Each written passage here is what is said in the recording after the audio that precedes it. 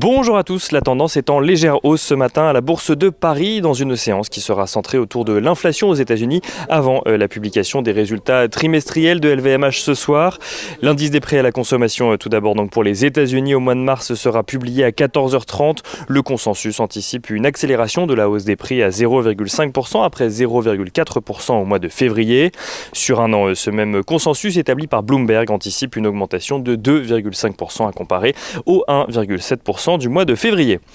Une inflation attendue en hausse donc dans le sillage du soutien budgétaire du gouvernement à l'économie américaine. Soutien qui fait craindre que cette hausse de prix ne vienne forcer la Fed à réduire le soutien de son côté, même si celle-ci ne cesse de répéter que les poussées temporaires d'inflation n'auront pas d'impact sur sa politique.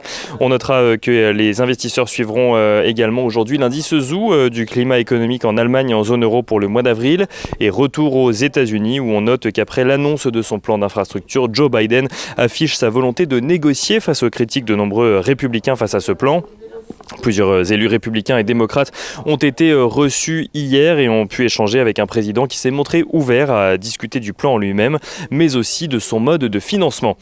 Du côté des valeurs, à présent à suivre aujourd'hui à la Bourse de Paris, Air France lance son augmentation de capital pour un montant brut de 988 millions d'euros.